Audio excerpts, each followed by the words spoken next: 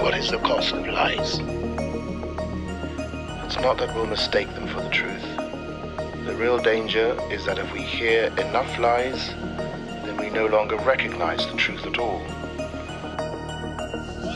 Why would I have anything to say to you? All you do is wrong. What else is left but to abandon even the hope of truth and content ourselves instead with stories? It's the role of good journalism to take on powerful abuses. And when powerful abuses are taken on, there is always a back reaction. Take an animal virus and you increase its transmissibility to humans. Right. You're saying that's not gain of function? That is correct. And Senator Paul, you do not know what you are talking about, quite frankly. And I want to say that officially. When you report fake news, which CNN does a lot, you are the enemy of the people. Well, go ahead.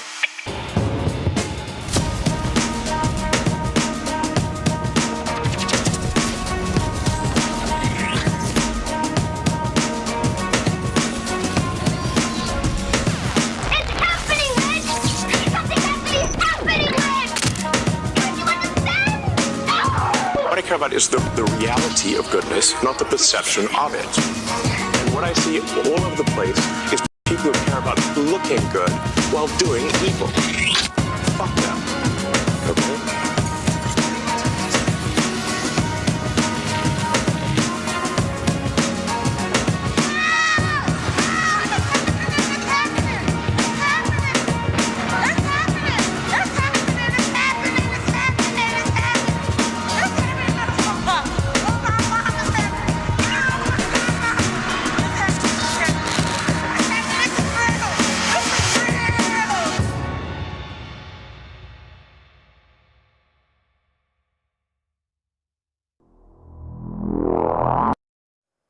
Welcome back, Habbening Bros. It's Monday night, and you know what that means. It's time for another Habbening TV. I hope you are all well. Hang on, let me just adjust my levels. YouTube is back. It has let me back into my account for reasons unknown. The YouTube gods are smiling upon me. However, Rumble seems to be a bit jittery. I don't know why. Everything looks fine from my end. Apologies, Rumble Bros, if you are getting any sort of like staticky stuff tonight. There has actually been happening after a bit of a slow news week. Apart from Diddy being arrested and all the lube and all that kind of like stuff, there has been some stuff actually happening. The first, of course, of which is a currently developing story. Israel v. Lebanon. The shit fest in the Middle East. That doesn't quite rhyme. The shit feast in the Middle East. That's better. It's on, bros. It's on like flan. The Jews versus the Arabs. Round 4. How many wars have Israel fought against the Arab world at this point? I don't know. It's season 5. You know what I mean, right? And despite a bit of mid-season fatigue where nothing much was happening, it's back on. After like about October 7th is about, it's been a while, right? For about 6 months, Lebanon have been firing, Hezbollah have been firing rockets into the north of Israel. Israel had to evacuate quite a large section of its sort of like northern territory to stop people from getting rockets fallen on them. Of course, if you're in Gaza, I guess you're shit out of luck. But of course, this is Israel, right? So that's very, very different. After about 5 days ago, as I covered on the last show, the pager cost, the pager-geddon, where a bunch of like pagers exploded, basically sort of crippling Hezbollah's ability to communicate and allegedly like messing up their leadership very badly. Israel and Lebanon are now trading rockets like it's going out of style, bro. It's the rocket-geddon.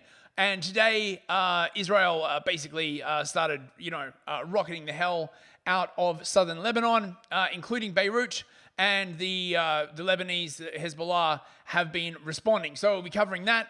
Our second sort of just minor story is a bit of an update on Ryan Ruth, the would-be Trump assassin, who had the FBI has released a letter where he basically says, I'll give like $150,000 to anyone who murders Trump.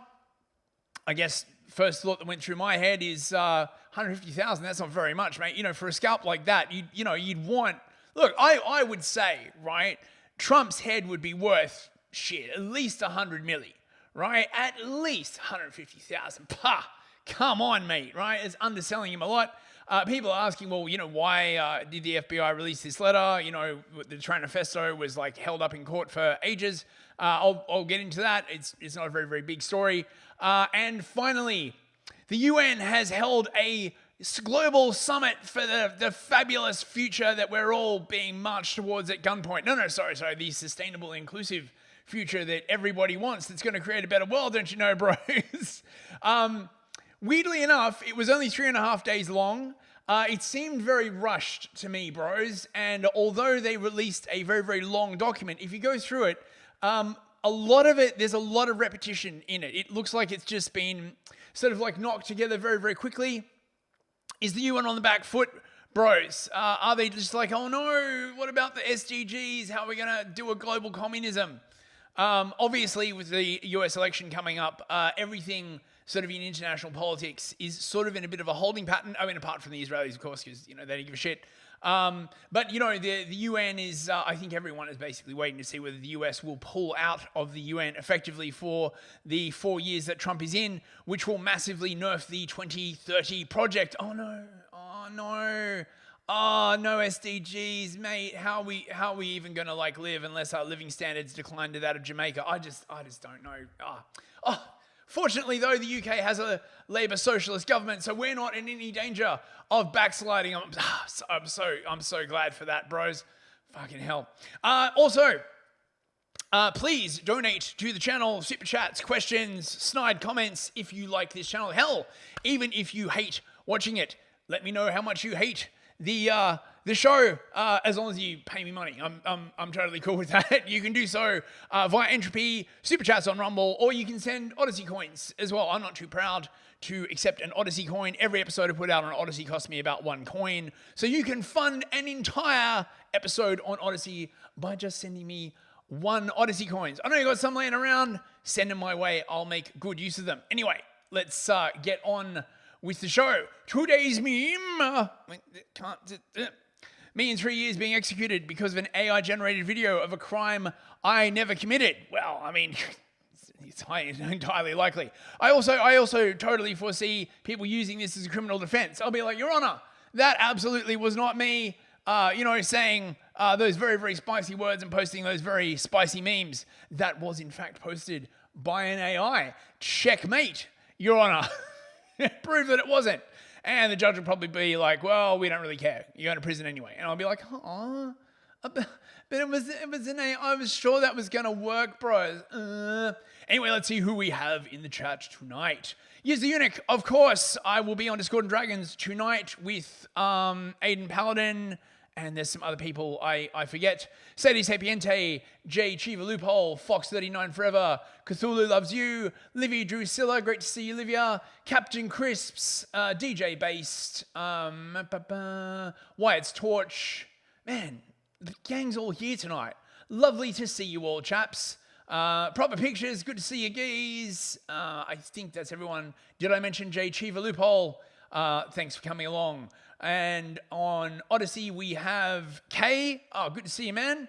And on YouTube, we have Evil Author 1776, Hunger, the Die Merchant. Hey, Hunger, how you doing, mate? Cyberchud, Internal Affairs. Good to see you, sir. Good to see you, sir. Consular Kenneth Krieg, For White Wellbeing, Untenable Position.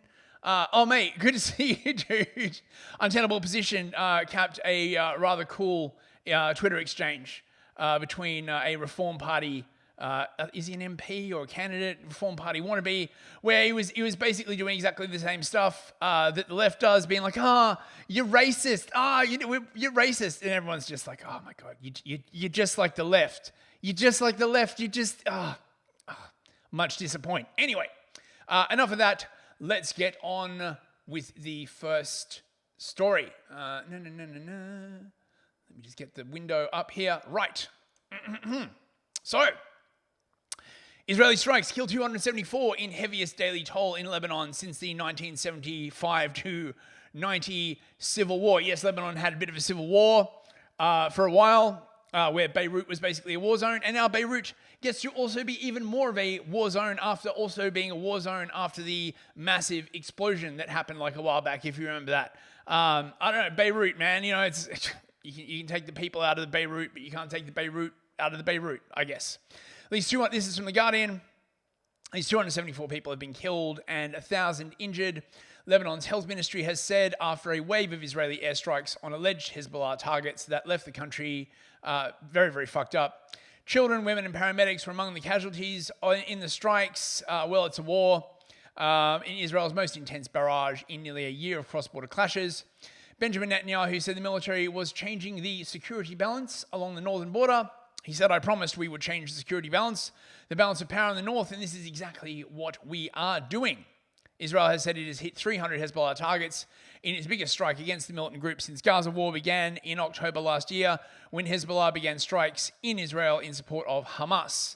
It also carried out airstrikes in the Bekaa Valley late in the afternoon. So this is the map. Here you can see Lebanon. It's being absolutely like peppered by strikes. The Lebanese are firing back, but it doesn't seem that they are doing as much damage. Of course, Israel has their Iron Dome. To my knowledge, Lebanon does not have any missile defense, but I mean, I don't know.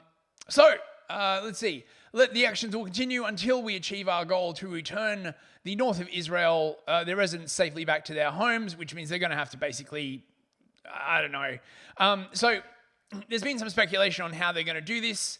There have been suggestions that they're going to try and basically invade southern Lebanon and create like a demilitarized zone.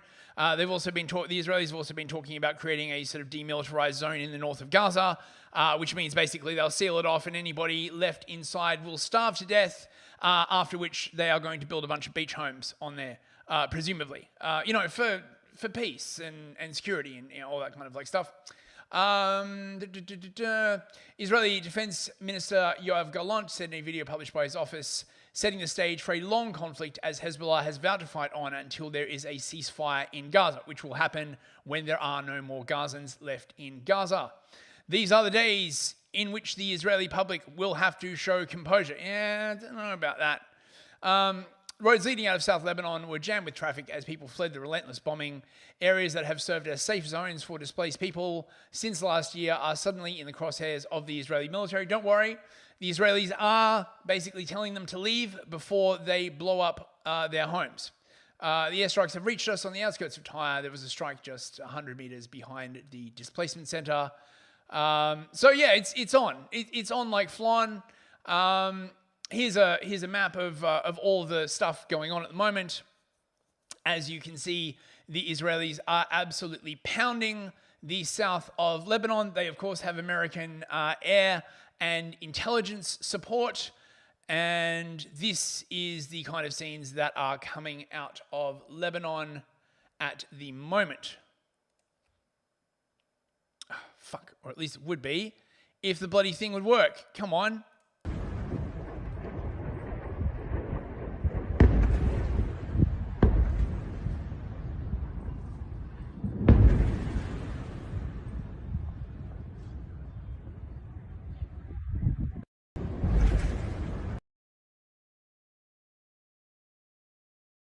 I believe we have a Odyssey coin from some guy from Maine to keep the show running. Thanks very much, mates. Oh, we've got some more people in Odyssey. Constantine Krieg, double teaming it, I see. Total Blackout Painting, good to see you, mate. Thank you very much for the Odyssey coin. Bro, I appreciate it. There's just tons of these. Just look at this stuff.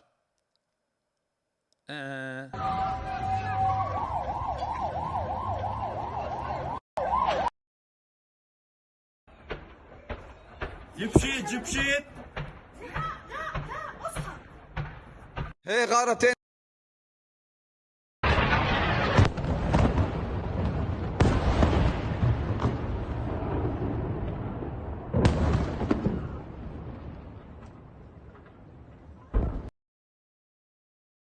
Kunstler Kenneth Krieg, to send tips, go to Entropy. Look at the pinned thing in the chat if you want to send actual monies. Otherwise, just send Odyssey coins. Thanks very much, mate.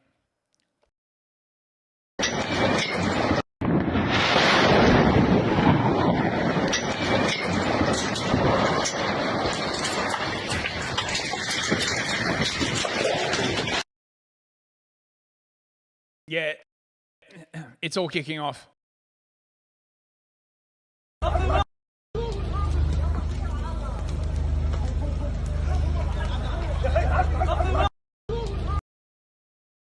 هيا هون بالكنايسة ضربوا الكنايسة يا شباب. These are strikes in Baalbek, home of the sort of like massive temple slabs, much enamored by ancient history buffs. Yeah, as you can see, it's just going off. The Israelis are absolutely pounding the shit out of Lebanon. So you can see these in the distance. I mean, look at the size of that, man. That is a huge explosion. It is just totally going off. Constantine Kenneth Krieg, Beirut is a thing again. Yeah, it is. Yeah, Beirut is a thing. DJ Base, do we ever figure out if there was a nuke or if that one blast was from a weapons depot? You mean the one in Lebanon, DJ Base? Yeah, that was allegedly from a ship full of ammonium nitrate, or a warehouse full of ammonium nitrate, a warehouse, I believe, full of ammonium nitrate that just went a bit Amstrad. It went a bit boom boom. Nobody really knows how it happened. Apparently it had been sitting there for years and no one was claiming it. sounds a bit sussy to me, honestly. So yeah, that's basically what's going on. At the same time, Israel are basically saying that they have eliminated 70% of Hezbollah's chain of command. So all of these guys on the left, they're all dead, presumably, because of either pager explosions or missiles. There was some speculation that Ali Karaki, the commander of the Southern Front, had also been hit in an airstrike, but Hezbollah has just come out and said that he is safe and well. In response to the Zionist enemy's claims about the assassination of our brother and fighter Ali Karaki, we affirm that our dead brother, the leader Haj Ali Karaki, is in good health and by grace of God has retreated to a safe place. So there you go. Of course, Hassan Nasrallah is still, no one knows where he is. He's the great leader. So, now, the Israelis were basically sort of like doing propaganda ops before they attacked, hijacking radio stations and stuff like that to give messages to civilians to clear the hell out.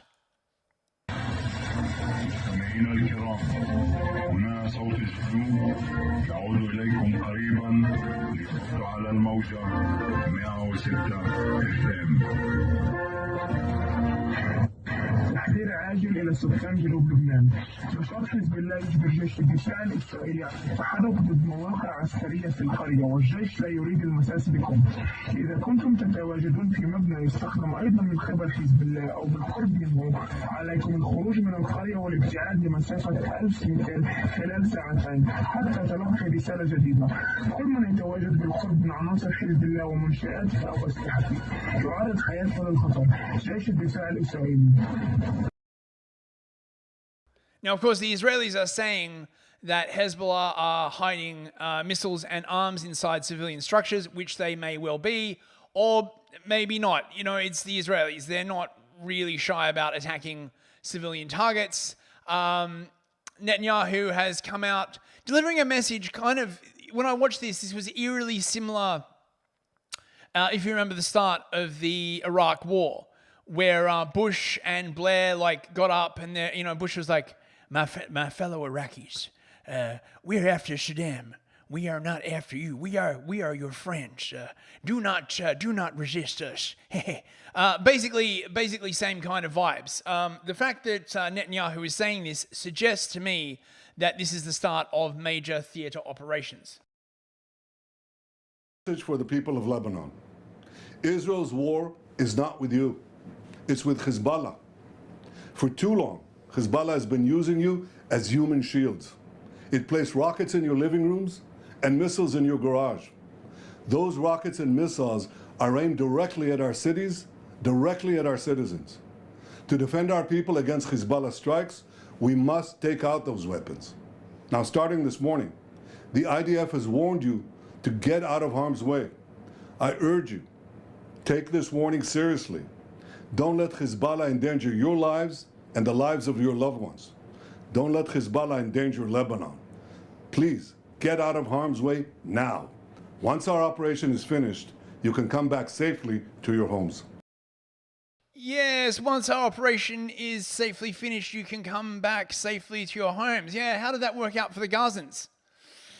I mean, let's it's fine, bros. We'll totally let you return, in like a day or a month, year. Oh, whoops, the entire of south of Lebanon is now basically glass. Oh, well, why did you vote for Hezbollah? Did they ever vote for Hezbollah? Was Hezbollah even elected?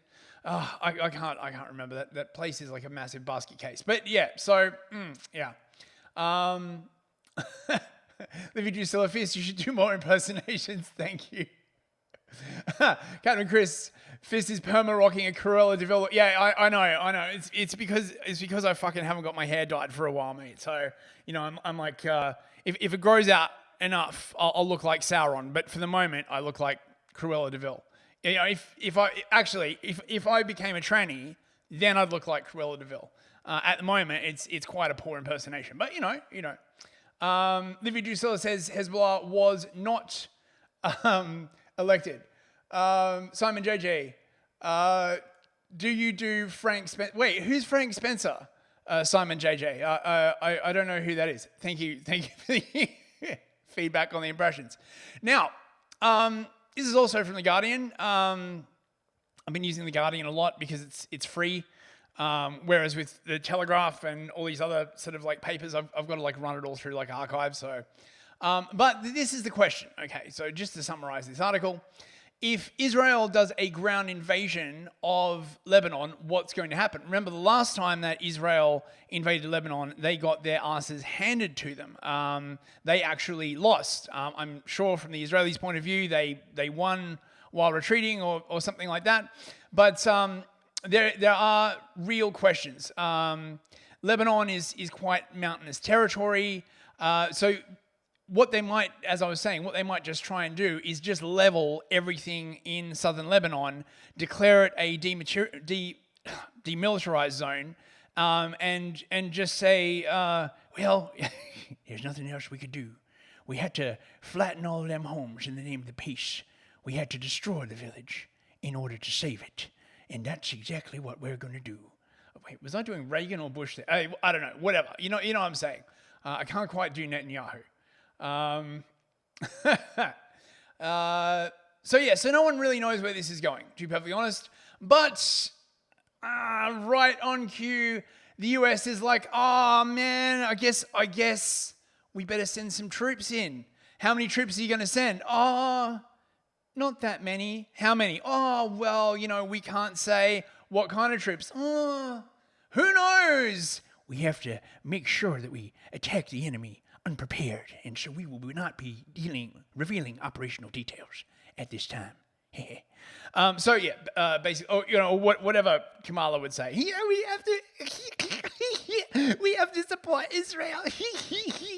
Oh my God. So look, this looks like it could be like massively kicking off. United States is sending a small number of additional troops to the Middle East, given escalating tensions between Israel and Lebanon's Hezbollah. The Pentagon said on Monday, declining to specify the precise number or mission of the deployed forces. Out of an abundance of caution, we are sending a small number of additional U.S. military personnel forward to augment our forces that are already in the region, said Air Force Major, whatever, Pentagon spokesman. They're not really saying anything else. I'm pretty sure there's like aircraft carriers in the region. Might be a bit dicey though. I mean, they could very, very easily get an aircraft carrier sunk if they're not careful. And if they get an aircraft carrier sunk, they're screwed. As I was saying, of course, Hezbollah has been firing back against Israel, but Israel's Iron Dome has been doing a pretty good job. This is over Haifa, I believe. Вот, смотри. Ой, Шалин, бой тири! Тири!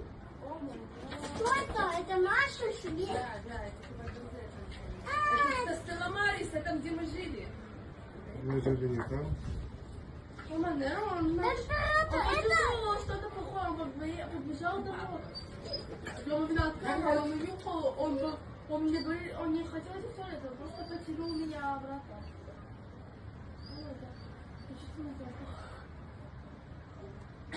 Я знаю. Вот. Man, modern warfare is really weird. Now, just to, I came across this clip as well. This is pretty funny. I don't know where this is from. This is allegedly a Hamas propaganda video. Hamas and the Palestinians generally, of course, are infamous for, doing like media warfare. This is pretty funny. Check it out.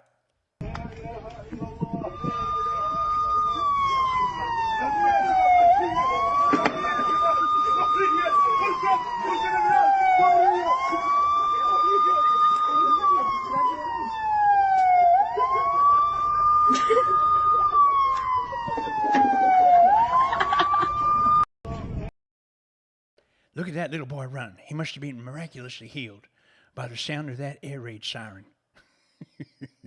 Fucking hell. Right, so that's everything about what's going on. Israel, Lebanon, as far as we know at the moment. Still a developing story. Second story, federal prosecutors have filed another court case against Ryan Ruth, who tried to assassinate President Trump on September the 15th.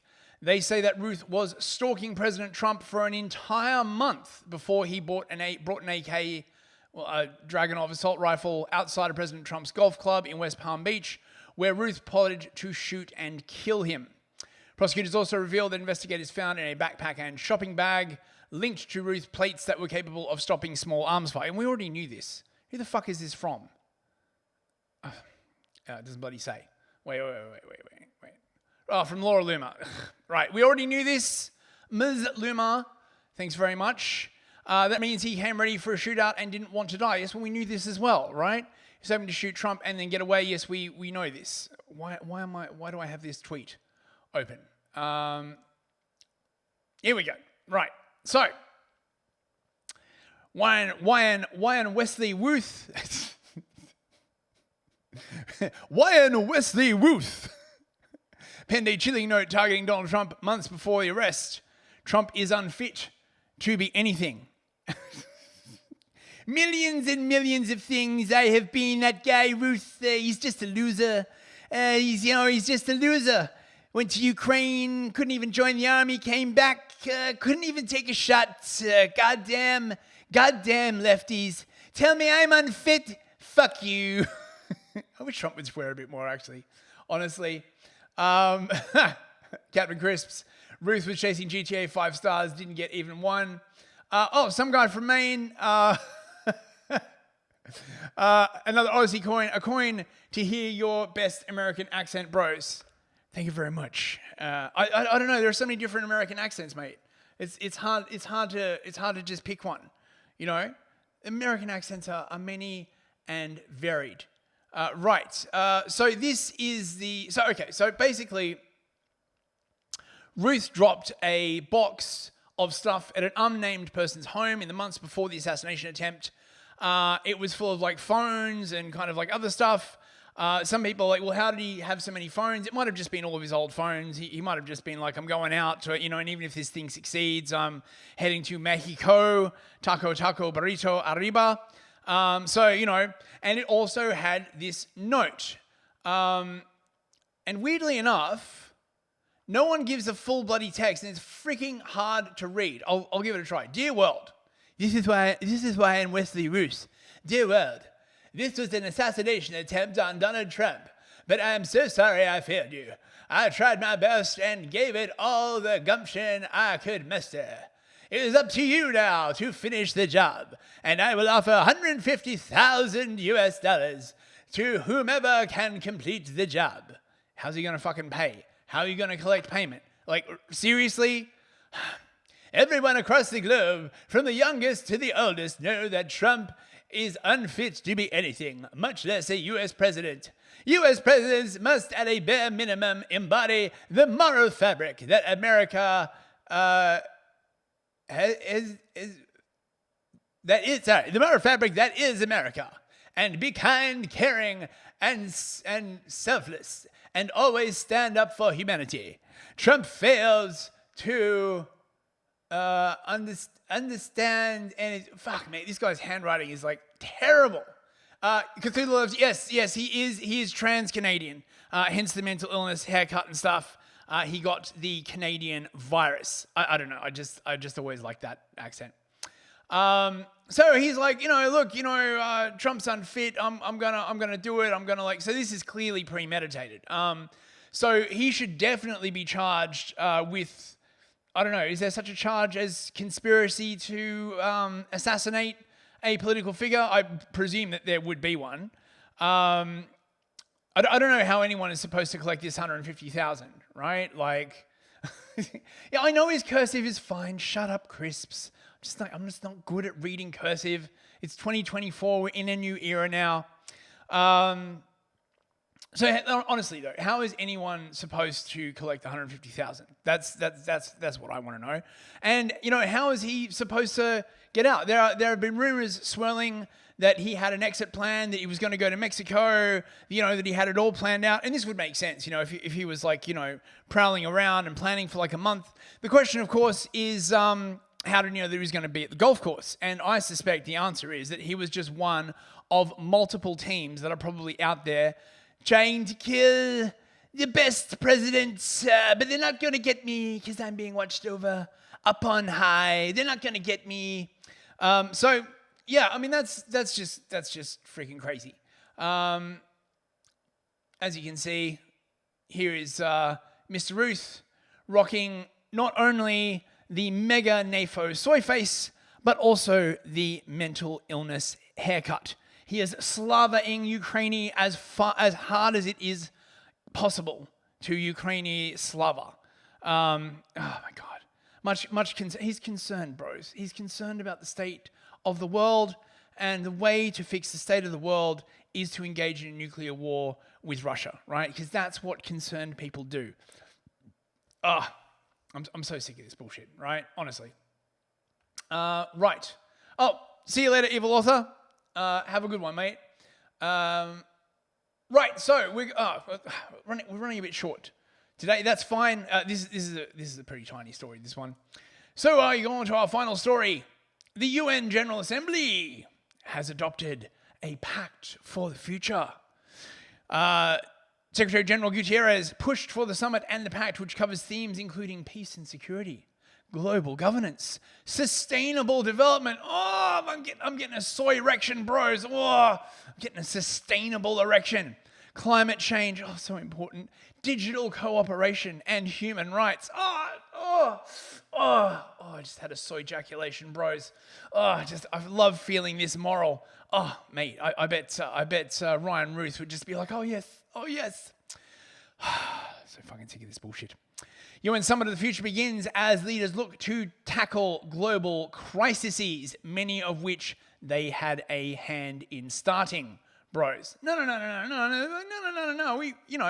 The UN ends crises, bros, right? Look at all the crises that the UN has ended. There was that, thing that, what the fuck are they even good for, right? Look, I accept that the UN has, a purpose in terms of, shit like global shipping treaties and stuff like that, right? But when it comes to, demanding, basically global communism, they can fuck right off, bros. Right.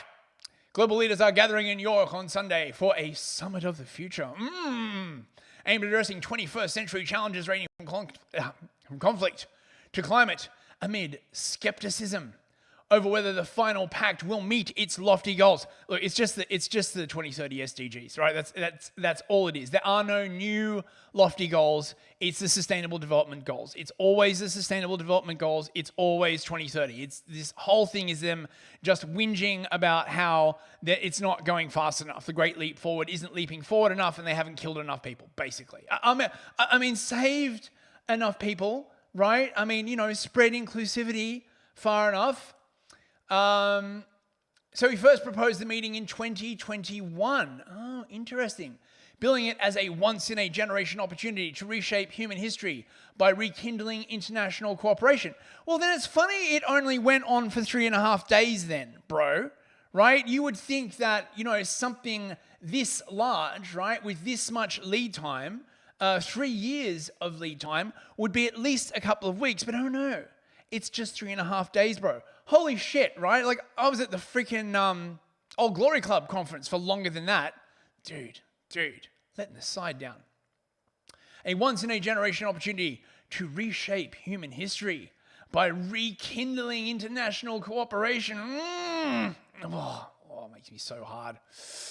As an opening act for the annual high-level week of the UN General Assembly, which begins on Tuesday. So that's tomorrow. Right, so everyone was already coming for the UNGA anyway. And he's like, hey, before that kicks off, why don't we take 3.5 days for a summit for the future, which will result in a document, a pact for the future. Oh, the future. Oh, God damn it. Dozens of heads of state and government are expected to adopt a pact for the future on Sunday, which they did. But after intense last-minute negotiations, Gutierrez expressed some frustration. Oh no, bros. Urging nations to show vision and courage and calling for maximum ambition to strengthen international institutions that struggle to respond effectively to today's threats In the latest version of the text that will be submitted for adoption, leaders pledge to bolster the multilateral system, to keep pace with the changing world, and to protect the needs and interests of current and future generations, as long as they're not white, facing persistent crises. Just, not the whites. We're not protecting the whites. Just, but everybody else, we're gonna absolutely protect them. We believe there is a path to a brighter future for all of humanity, not the whites. Spanning nearly 30 pages, much of which is repetitious, by the way. The Pact outlines 56 actions, including commitments to multilateralism, upholding the UN Charter, and peacekeeping. They do love to keep the piss, don't they? Also calls for reform to international financial institutions. They need more money, right? This is a lot of what this is basically about, right? If Trump gets in and pulls the US out of the UN, they are going to need a shitload more money. Where is that money going to come from, right? They can't get it from Europe because Europe is basically on its knees, right? Germany, which provides a hell of a lot of money to the UN, is basically collapsing. I don't know whether China's going to want to give them any more. There's just not enough money, bros. Obviously, governments around the world could just print a bunch more, but they probably need some actual stuff as well. It's okay. They'll get the money first. The inflation won't really affect them. And they want to reform the UN Security Council, along with renewed efforts to combat climate change, promote disarmament, and guide to the development of artificial intelligence. Yeah. Fucking blow it out your ass. Even though there are some good ideas, the text is not the sort of revolutionary document reforming the whole of multilateralism that Antonio Gutierrez had originally called for. Oh no, bros. Are you saying that people are standing in the way of Gutierrez doing a global communism? I can't believe it. The sentiment is widely shared among diplomats, many of whom express frustration when discussing the ambition and impact of the text, describing it as lukewarm, the lowest common denominator, and disappointing, bros. Excuse me. Ideally, you would hope for new ideas, fresh ideas. Well, they don't have any. They've got the Sustainable Development Goals. That's it, right? That is their end state. 2.0 and then some. But when you have 200 countries that all have to agree, you end up with a Christmas tree of everything and nothing. After intense negotiations in recent days, Russia still has objections to the final version of the text, a diplomatic source told the AFP. The fight against global warming was one of the sticking points in the negotiations, with references to the transition away from fossil fuels having disappeared from the draft text weeks ago before being reinserted. Oh no, bros, how are we supposed to crash everybody's economy and defund the West if we don't get rid of fossil fuels, bro? However, despite the criticism, it is still, quote, an opportunity to affirm our collective commitment to multilateralism, even in the difficult current geopolitical context, one Western diplomat said, emphasizing the need to rebuild trust between the global North and the global South. How are you going to do that? You keep going to war with them, right? Look, we've tried doing everything except the thing that would actually work. Fucking hell. Developing countries have been particularly vocal in demanding concrete commitments on the reform of international financial... Right. So developing countries, poor countries, have been particularly vocal in demanding more money. Yes, aiming to secure easier access to preferential financing. So yes, they want more Gibbs. What a surprise. So yes, let's see. Yes, so Russia was isolated. White's Torch, wasn't Gutierrez the name of the main villain in Freakazoid? I don't know, I've never played Freakazoid, mate. So yes, Russia was left badly isolated, bros. Oh no, it's not on board with the multilateralism when it made a surprise move to derail an ambitious pact designed to revive the UN. And failed, bros. Russia BTFO'd, bros. Russia's still in the Security Council, but don't worry, they are trying to reform that. This is it, the pact for the future. God, look at this. God, this literally makes me gag in my mouth. Look at it. The world is at a crossroads. Now, this, of course, is the website that they give for, the idiots to read, right, who can't actually be bothered to read the document. the world is at a crossroads. The world is always at a crossroads. The world has been literally at a crossroads for the past 5 fucking years, right? When are we going to stop being at a crossroads? Well, at 2030, obviously, right? You know, we're at a crossroads until 2030. Geopolitical tensions, rising inequality and mistrust. Well, you know who caused a lot of that rising inequality and mistrust? Fucking World Health Organization. You going to do anything about them? Oh, no. The problem is misinformation. Climate emergency, black child. Oh, for fuck's sake. Let's choose to change course, says woman in headscarf. Summit of the Future offers a chance to commit to bold new solutions. We don't have any, but we're just going to say, you know, better course for our world, safer, more peaceful, just, equal, inclusive, sustainable, and prosperous future. Oh, fuck off. Together, let's shape that better future, says random Mexican person. Oh my God. Sustainable development and financing, more money for the UN, international peace and security,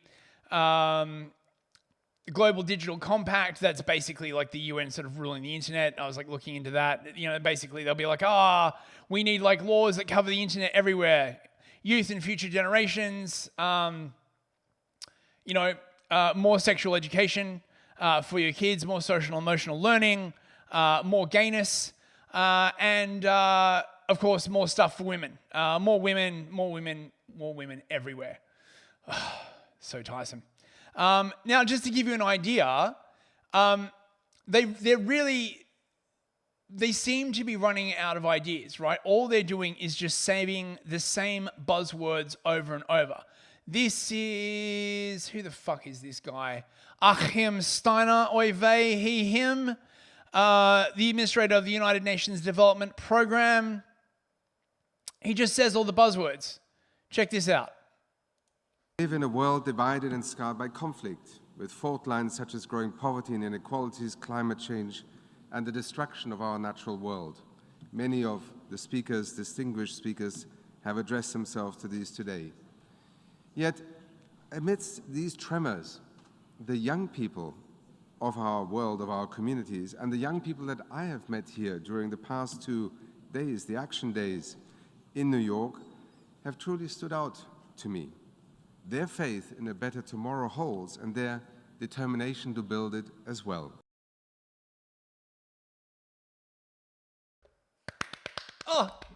Oh, thank you, Commissar. Oh, fucking hell, mate, shit makes me sick to the stomach. So this is it, right? This is the Pact for the Future. And again, it's just, you know, we will do the Sustainable Development Goals. We will do the Sustainable Development Goals. I did have a bit of a fun time just searching for random words in this. Where's the search function? It doesn't seem to be working. That's a bit of a shame. So they don't mention immigration. They mention racism a bunch. They mention, equality, obviously. Now, the interesting thing that I wanted to talk about was their proposal to reform the Security Council. Here we go. Action 39.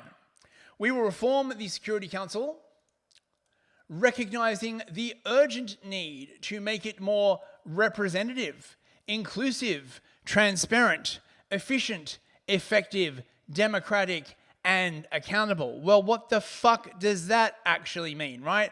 The Security Council is, by definition, is composed of all the powers, the nuclear armed powers that won World War II. That's literally the point. The Security Council, the permanent members, basically, right, are the nuclear armed powers, and then they sort of have temporary members. But the permanent members have the veto. They are the big honchos. For example, this is one of the reasons why Israel gets away with everything, because any single time they are censured by the UN Security Council, the US exercises its veto and says, don't touch my Jewish friend, basically, right? Now, what it seems like they're basically trying to do is expand the Security Council to make it larger, so more temporary members, increased representation of developing countries and small and medium-sized states. Well, this is stupid because these small countries, when it comes to anything significant, they just vote the way that their patron wants them to vote. So, for example, there's a bunch of like these small countries like Micronesia and Palau and stuff like that. And they always vote with the US in every single UN General Assembly vote because they know what side their bread is buttered on. The US has basically said, look, we'll give you all this money if you vote with us in the UN Security Council and give us cover. Because, you know, it always looks bad if it's literally just, you know, the US, Israel, the UK, Australia, you know, and everybody else is like, maybe you should stop bombing the shit out of Gaza. And they'll be like, no, mate, no, it'll be fine. It'll be fine. It looks like what they really want to do is basically give Security Council powers to the General Assembly. Now, for those of you who didn't do a international relations degree and didn't fucking waste time with it, right? The difference between the General Assembly and the Security Council is very important. The General Assembly is composed of all of the countries in the UN, and they frequently come together and they have these votes. But the votes from the UN General Assembly are non-binding. Only votes from the Security Council are binding, and because of the way the vetoes in the Security Council work, although votes in the Security Council are binding, they're only really binding on small and tiny countries, because any large countries will basically get them vetoed, particularly Western countries, Israel, of course, being the classic example of this. Now, the UN as a whole is not very happy with Israel at the moment. It just looks very, very bad. You know, they're like, oh, you know, we're here for like peace, and you know, we're like a force for peace. Well, they can't stop Israel. Well, they can't stop Israel from doing anything, really. And the reason they can't stop Israel from doing anything, of course, is because of the American Security Council veto. And so I imagine they, you know, sort of want to get around that. The thing is, right, the reason why the permanent members of the Security Council have a veto is not just because they have nuclear weapons, although that is a big part of it. It's because they are so large that if you try to impose anything on them that they don't want to do, they'll just leave the UN. So they were given these veto powers as a, you know, condition of saying we'll join the UN, but we've got to have the ability to veto anything that we don't like that will affect us. So, you know, support credible, timely, and decisive action by the Security Council in exercise of its primary responsibility for the maintenance of international peace and security to prevent or end the commission of genocide, crimes against humanity, and war crimes. Well, they're talking about Israel, basically, right? They're talking about Gaza. You know, possibly Ukraine, although, I don't know, I don't think they declared Ukraine a genocide. They might still, you know. And revitalize the work of the General Assembly. So, yes, I think what they're basically trying to do is dilute the Security Council. This would be in the interest of a number of countries. India, China, Saudi Arabia, all of the countries who are not permanent members would like to see this happen. Right, so there you go. There's a bit of a lesson on the Security Council there for you. This is Gutierrez's opening for it. Oh, my God. It's just the same shit, right? They've literally been saying exactly the same stuff for like 4 or 5 years now. The world is heading off the rails. We need tough decisions. Conflicts are multiplying, threatened by geopolitical divides, nuclear posturing, huge inequalities, sustainable development, more debt, climate crisis. We all know the solution, bros. A just phase out of fossil fuels. In case you're wondering what a just phase out means, that basically means that all the Western countries have to get rid of fossil fuels first, and then 10 or 15 years later, China and India allegedly will get rid of them. No one seems to have countenanced the possibility that countries like China might, you know, when the 15 years is up, will just be like, oh yeah, we thought about it, but nah, we're not going to get rid of our coal plants, and now we've got more industrial output than the rest of the world combined, so fuck you, right? This seems incredibly obvious to me. I was like, what the fuck? New technologies, fucking tomorrow will be more dangerous. Oh God, fuck off. Here we go. Here's Gutierrez looking like a sad donut crossed with a basset hound. Check it out. Forms are being misused to subvert science and spread disinformation and hate to billions of people. This clear and present global threat demands clear and coordinated global action. Our policy brief on information integrity on digital platforms puts forward a framework for a concerned international response. So yes, he's talking about the Digital Compact there, by the way. As I was saying, the UN would basically have laws over the entire internet, and they're like, we got to connect every single person on Earth. Now, the thing is, right, there's a very, very easy way to do that already. It's called fucking Starlink, right? They could literally just go into the fucking desert and just start giving out Starlink connection kits. I think, you know, you can get them for like $1,300. Musk has already said he's like willing to subsidize them for the poor. But of course the UN's like, oh, no, not like that, right? Like, how are we supposed to control the flow of information through Starlink? Oh, no. We need to set it up differently so that we can control the information that flows through it. Fucking bastards. Oh my God. And check this out, bros. This is a call for climate justice and indigenous wisdom by a youth representative at the Summit of the Future. Oh, bros, I'm so uplifted. Like, check this spunk waffle out, my God.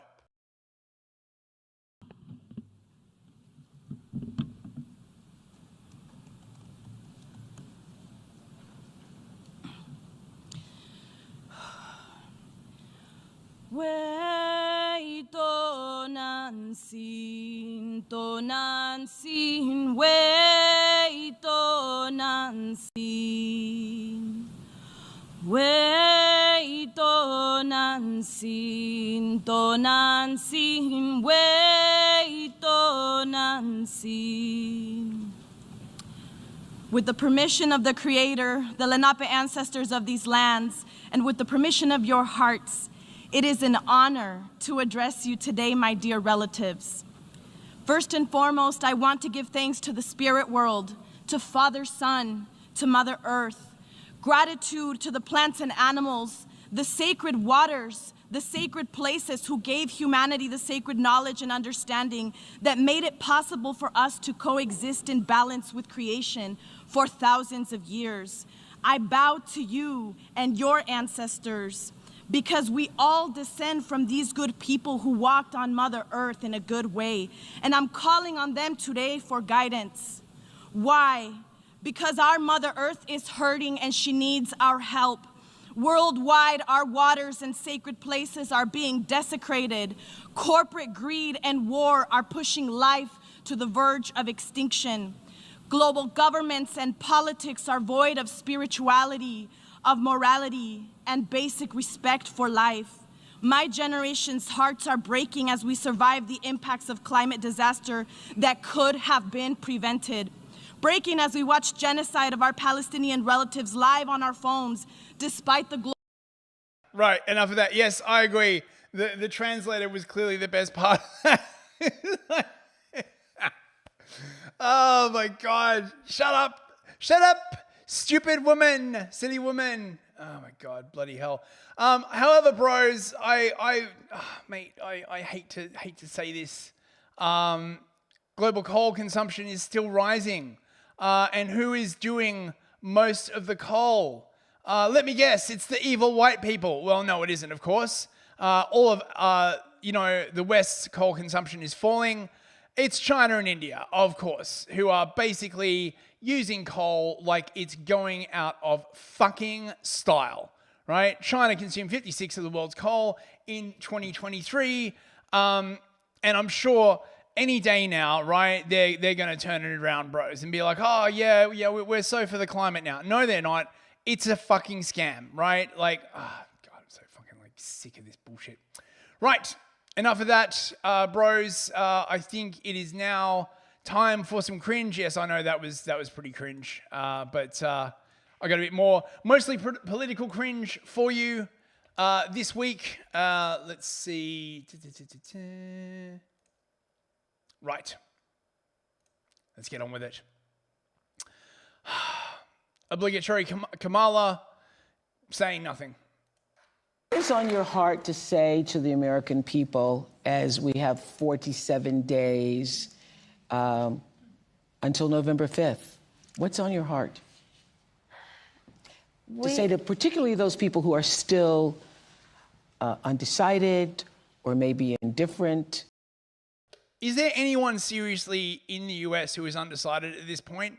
Like really? Like what percentage of the US electorate is undecided at this point? Or on the fence still? We love our country.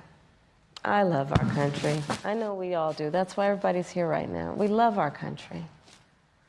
We take pride in the privilege of being American.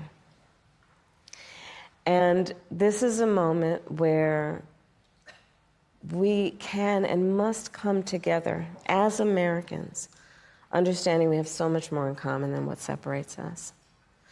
Let's come together with the character that we are so proud of about who we are, which is we are an optimistic people. We are an optimistic people. Americans, by character, are people who have dreams and ambitions and aspirations. We believe in what is possible. We believe in what can be. And we believe in fighting for that. That's how we came into being. Because the people before us understood that one of the greatest expressions for the love of our country, one of the greatest expressions of patriotism, is to fight for the ideals of who we are, which includes freedom to make decisions about your own. Cthulhu loves you. I see the commies are trying eugenics via televised cringe. Yes, it is a secret plot to cause brain bleeds among the actual people. I have a dream of America. Fuck all the white people. Kill all the white people. Fucking kill them. But we have to combat division and polarization by killing all the white people. Fucking hell. Body freedom to be safe from gun violence, freedom to have access to the ballot box, freedom to be who you are and just be, to love who you love openly and with pride. Hey, Kamala, I love Jesus. I want to love Jesus openly and with pride. Is that okay with you? Because you're sending mixed messages here, right? Like, you're all about love is love and people should be able to love who they want, but I don't know. Freedom to just be. And that's who we are. We believe in all that. And so this is a moment where we stand knowing what we are fighting for. We're not fighting against. It's what we're fighting for. Thank you. It's what we're fighting for. To become like South Africa. Fucking hell. Right, now, the Labour Party conference was this week. I wasn't really keeping up with it because there's only so much idiocy I can take. Here is Rachel Reeves, the Financial Commissar, head of the Financial Commissariat of the UK Socialist Republic. And she's got a message for you all, bros. I hope you're happy to hear it. Cranes in the sky, the sounds and the sights of the future arriving. We will make that a reality. Jobs in the automotive sector of the future in the industrial heartland of the West Midlands.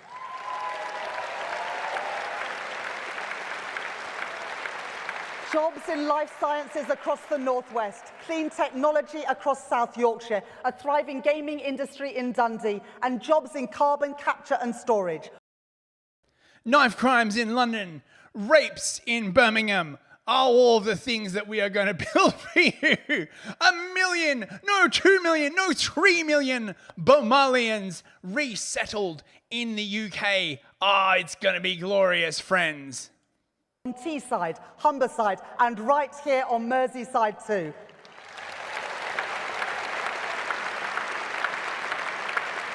wealth created and wealth shared in every part of Britain. That is the prize. That is the Britain we're building. That is the Britain that I believe in. Yes, change begins, bros. I don't know about you, but that's fucking sinister, man. Change begins, whether you want it or not. Stumbling, good to see you, man. Thanks for joining chat.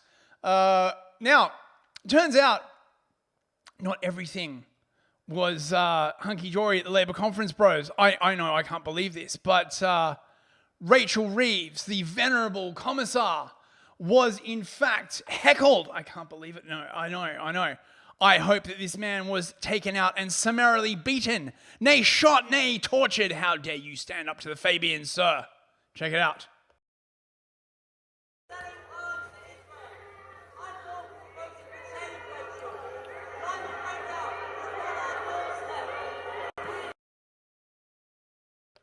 Check out this bitch's face. It's the last thing you see fucking before you're like sentenced to 50 years in the fucking Gulag.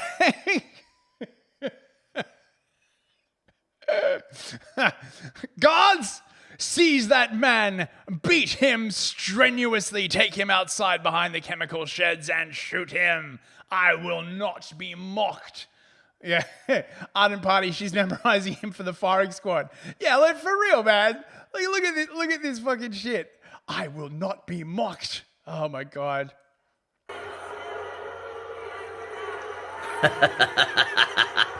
It's all kicking off in the Labour Conference Party. Yes, she was not amused. Lady will not be mocked. Now,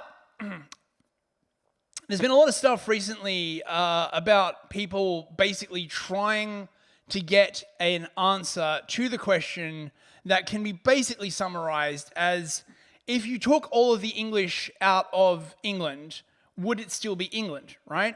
Now, the Conservatives and unfortunately Reform basically are saying, well, yes, right? You could remove all of the white English, from the entirety of the UK and replace them with 5 million Somalians. As long as they had the right values, it would still be England. And if you dare suggest otherwise, you be racists, bro.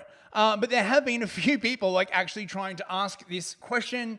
I don't have a clip here, but Untenable Position captured like a great space with one of the Reform dudes basically being asked this question. And he was just like, oh, you're racist. And everyone was just like, oh, fuck. I can't believe I fucking voted for you, you pricks.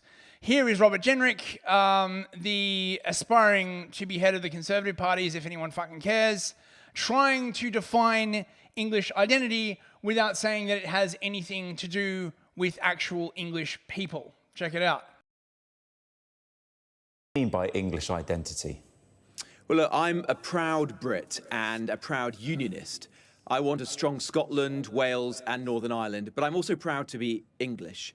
And I think it is incredibly important that just as Scottish and Welsh leaders speak up for their distinct national identities, so do English politicians. I'm going to interrupt you there, sorry. What is English identity? Well, just as every nation has its own distinct history and culture, so does ours in England. What is it? Just as we would know what, a Frenchman would know what France stands for. What is English identity then, Robert Jenrick? Well, what is it? It's the history and the culture of our country. And just as Scottish and Welsh politicians would speak with great pride about their own histories and identities, so I think it's right that English politicians do the same. If you can't describe what English identity is, how is anybody coming here meant to understand that? Well, I don't think, with great respect, that you distill the identity and the history of England into a soundbite like you're asking of me. No, there are things that I love about this country. You've tried to distill it in an op-ed for the Daily Mail, haven't you? Well, that's what you've tried to do. When I think we've No, I think I made a very different point to that, with all due respect. You, I suspect, are trying to dismiss a British or an English politician speaking about our national identity. I think it's incredibly important that we do talk about it. And I don't think that you distill it into English identity. I don't think you distill it into a soundbite. I think it is something that people across our country know about. Give me some examples then of what English identity represents. Well, to me, it is the distinct history of our country. It is the great things that, as a country, England has achieved in the world. It's our values, it's the courtesies and manners that we have as a Robert nation. Generally, the ties that bind us together are fraying. What are the ties that bind us together? Well, it's exactly what I've just described. It's our history. It's the common culture and values that we have in England, just as one would have in Scotland and Wales and Northern Ireland. Do you think English history has been positively shaped by immigration? Well, England is a country which has emerged over the centuries, and those who've come to our shores have contributed. This is fucking Kamala Harris tier shit. It's honestly, right? It's just, don't mention the white people, don't mention the white people, don't mention the white people, right? England is, you know, it's a feeling, bro. It's like, it's a vibe. You know, it's not the people, it's, you know, it's curry and Deliveroo and stabbings and, you know, kids getting raped, all of the wonderful things, you know, race communism and diversity and sustainable development and high energy, all the great things about England. And made it richer, but it is also a fact that the very large numbers of people who've come in recent decades have made it much more difficult to maintain a sense of unity.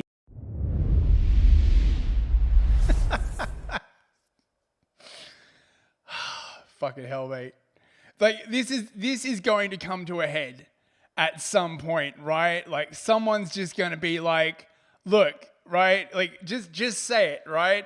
You basically think you can remove all the white people and, you know, it'd still be England. So the UN is sad face, bros. Despite the goal to put more women in positions of leadership, they don't seem to like the criticism that comes with positions of leadership, which is why women make suck politicians, right? With a few notable examples. But as a general rule, they don't have the thick skin for this. So this is the UN Communications Director basically saying, oh, there's so much disinformation and hate. Again, this goes back to the UN Digital Compact, where they're just going to try and like take down any alternative platforms there are and impose, you know, sort of one-party rule across the internet. I don't know how effective this is going to be, but, you know. And hate speech have always existed. But as you so well described, I have never been in a situation of having to try to communicate in an environment that is so toxic and is actively working against the forces for good. So we had no choice, but as the UN, but to start to take action. It wasn't only to get more strategic about how we communicate. I see that that's one of your pillars and one of your missions through communications. We can shape the debate, we can educate, we can deliver facts. That is my responsibility as head of communications at the UN, to inform the world about the state of the world, about the statistics of human suffering, the data around climate change, how many people are dying in wars. But we have the we now have to communicate in a way that is going to not just break through the noise, but also navigate through the disinformation and the hate. And we, in a way, we just became so exhausted by it. You know, why are we doing this? Oh, no. Oh, why are we doing... Look, have you considered just not doing it? Look, I know, radical suggestion. Why don't you just all go home, have a mimosa, take a vacation on the sun, right? And just, you know, look, just give up. Like, look, really. I mean, what this basically is, right, is that these elites are so far removed from the cares and the concerns and the attitudes of the common man, right? That they all came up with this fucking, you know, SDG thing while they're all sniffing their own farts and being like, oh, yes, oh, Sir Thomas, oh, your farts smell so excellent. Oh, the excellence of your fart is going to be the 13th Sustainable Development Goal. Oh, hit me with another, right? And when people actually found out about it, they got really, really pissed off. And they were like, wait, what did we do? You didn't ask anybody, dear. So of course they're pissed off, right? Like maybe if you'd done some kind of consultation or, I don't know, held a few referendums or like tried to get any kind of democratic feedback before you came up with this global communism idea. Fuck, I hate these people so much. Discovered along the way that UN content was being downranked on the very platforms, you know, that we thought were big opportunities to reach people far and wide. We were being attacked online. Our issues, as you mentioned, every single issue, every single SDG is impacted by disinformation or hate speech. So in short, and hopefully we'll have more time to talk about it, but we introduced global principles, UN global principles on information integrity, which we believe is a blueprint for how to arrive at a healthy information ecosystem. It's very aligned with what you're calling for. It's safety by design, transparency. Let's elevate. So yeah, but when she says safety by design and transparency, she means real ID to say anything on the internet and AI scanning. Just, you know, FYI. Now this is weird. This is a MEP in the European Parliament, basically saying, you know, why are we doing this Ukraine war again? Gets his mic cut. So democratic. So much freedom of speech. Oh, Laudetur Jesus Christus. Thank you very much. Is this some war council? Are we at war? Are we really going to fight for what cause? With whom? With what resources? We are not helping Ukraine by prolonging this war. You're not helping Ukrainian people who were looking for shelter, escaping their own country, and the Well, dear colleague, it wasn't really a question, but let me assure you that this Parliament, up until the beginning of this illegal war against Ukraine, has been quite united to make sure that we both military, but also in infrastructure and financially support the people of Ukraine who clearly stated they want to be part of a free Europe and not to be part in the future of a Russian Federation where there is no democracy and no freedom of speech. Thank you very much. There's no democracy and no freedom of speech. Yeah, we just cut your mic. I would like to point out to the cat lady present that if you're dead, you can't enjoy these freedoms that you're talking about. Oh God. These fucking people, mate. These are the people who rule over us. Right, what the fuck is this? Now, this is Giorgia Meloni, who is basically saying that they're going to very severely restrict inbound migration into Italy. Now, a lot of people think that she is containment, and that might be true, but this is what she said. Così voglio lanciare un messaggio chiaro a chi vuole entrare illegalmente in Italia. Non conviene affidarsi ai trafficanti di esseri umani, perché vi chiedono molti soldi, vi mettono su barche che spesso non sono attrezzate per fare quei viaggi e in ogni caso se entrate illegalmente in Italia sarete trattenuti e rimpatriati. La nostra situazione non consente di fare nulla di diverso. Agli italiani invece voglio dire non abbiamo cambiato idea. Ci vorrà tempo, molto lavoro, pazienza, determinazione, ma non abbiamo cambiato idea. Lavoriamo ogni giorno per mantenere gli impegni che abbiamo sottoscritto con voi in ogni ambito, compreso quello del ripristino della legalità e del e così voglio. Based. So, illegal immigration to Italy is down 62%. Well, there you go. Speaking of based, this is in Tokyo, I think. They've got a giant Trump figure with laser eyes. Check this shit out. Wait, where's the dancing Trump? Here we go, I'll stick that on. Fight! Fight! Fight! Fight! Fight! Fight!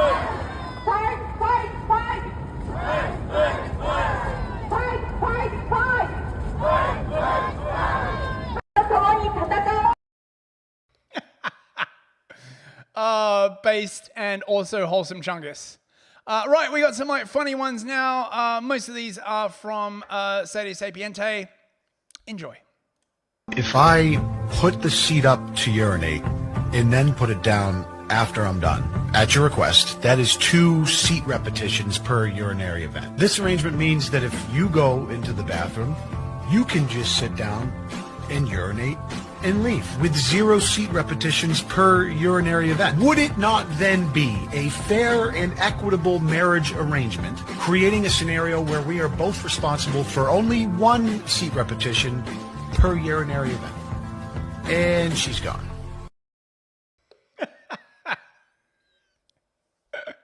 Destroyed by facts and logic, bros. Here we go. Some spooky stories for you all. Try not to be spooked. Try not to get spooked. Spookiest stories.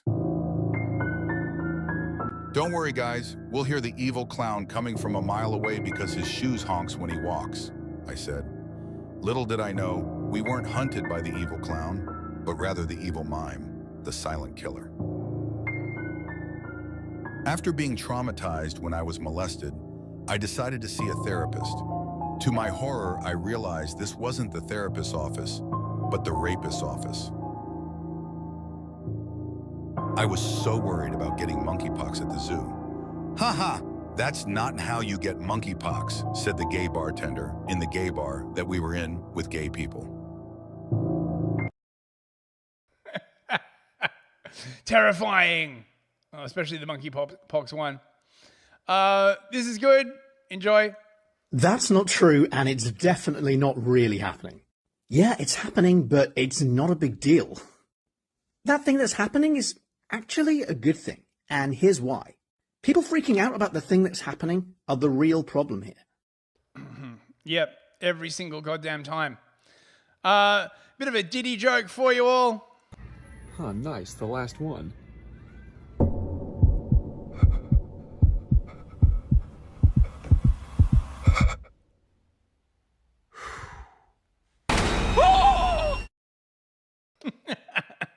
I want that baby oil. Shit. This is good too. Way too early. Fall 2024 trend predictions for the boys. Mesopotamian armor. With war once again raging in the Middle East, this is a great way to let the world know that you were down with Middle Eastern war before it was cool. This is an elegant throwback to a simpler time where war was waged for land and power instead of vague corporate interest and shareholder value. A lot of very versatile looks. You can go with a traditional Assyrian armor or Babylonian fit. Both looks are incredible. Just know, if you see someone dressed in the other team's armor, it is on sight. You must engage in combat. If you don't, you will look like a giant poser. It's a bigger faux pas than wearing a band shirt and not knowing any of their songs. This fall, don't be another dork with an H&M sweater. Pull up to the function looking like a warrior from the cradle of civilization. I'll have to go to my local tailor, see if he can fit me up with one. I forget the name of this guy, but he's great. The rise of the priests. That's right, being a priest has become trendy again in Ireland. A record number of men have signed up for the chance to say a lovely mass. 21. Massive numbers. It'll only be a matter of time before we're hearing about the parochial housing crisis. These potential priests are looking a bit trendy for my liking. Is that gel? I don't know if I'm ready for Gen Z mass. And yea, Jesus was low-key mindful. It was giving Son of God. It was giving eternal life. Slay. Amen. Now we will all come together and sing Please, Please, Please by Sabrina Carpenter. Please, please, please don't prove I'm right. Please, please, please don't bring me to tears when I just did my makeup so nice. I really miss that Catholic music. It just gets you moving. I'm actually craving a good mass now. Follow me. I'm delicious. Right, we got some cute animals for you now. Enjoy. We got raccoons this evening for some weird reason.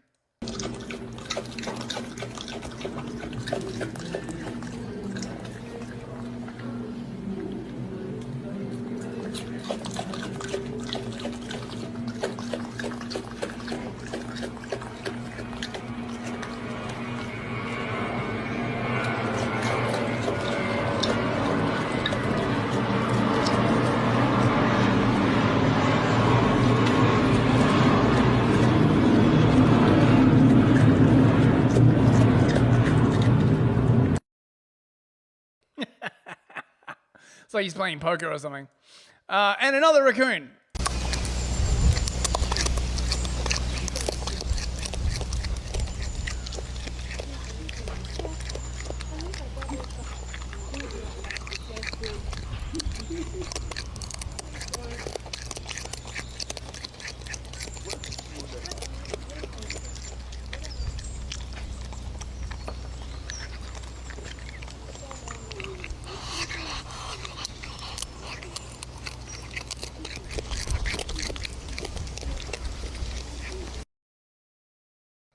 Yeah, it's a bit loud, that one. Right, what else have we got? Oh, this is really cute, and this is probably a very unsustainable cat. One of Ralph's hobbies is waiting for his water fountain to stop so that he can get it back running. He does this for hours.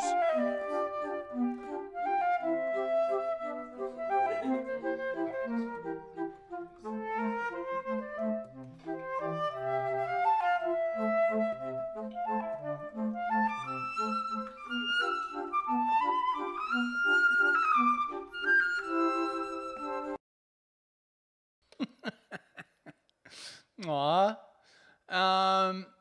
Oh, this is funny.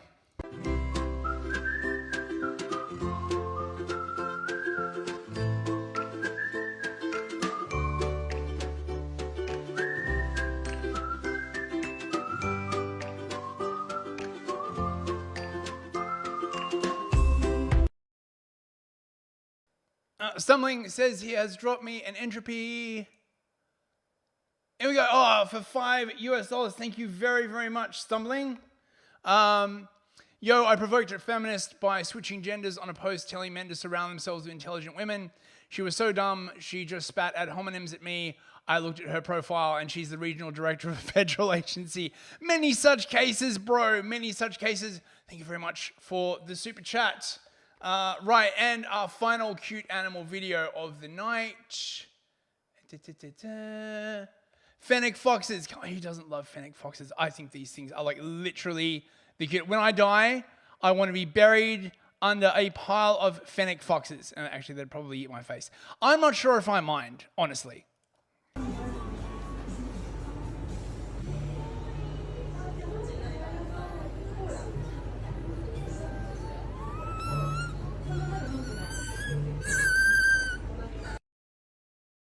Aww. And that's the end of the show, everyone. Thank you so much for coming. I will be on Discord and Dragons tonight, of course, in about an hour and a half on Years the Unix channel. Come and check it out. Let's say goodbye to the chat. Years the Unix, of course, Fox39 Forever, Sede Sapiente, Patriots Flow, Livia Drusilla, J. Chiva Loophole, Cthulhu Loves You, Captain Crisps, DJ Based, Ivan the Horrible, I think, oh, Ardent Party, good to see you, man. Who else have we got? Mick Zen, oh man, the gang's all here, man. Proper Pictures, who else have we got? I think that's everybody. If there's anyone I missed, my apologies. On YouTube, we have Total Blackout Painting, Janice, Cyberchud, Internal Affairs, Simon JJ, Stumbling, thanks for the super chat, mate, Victorian Time Traveler, Ardent Party, Consular Kenneth Krieg, I think that's everybody.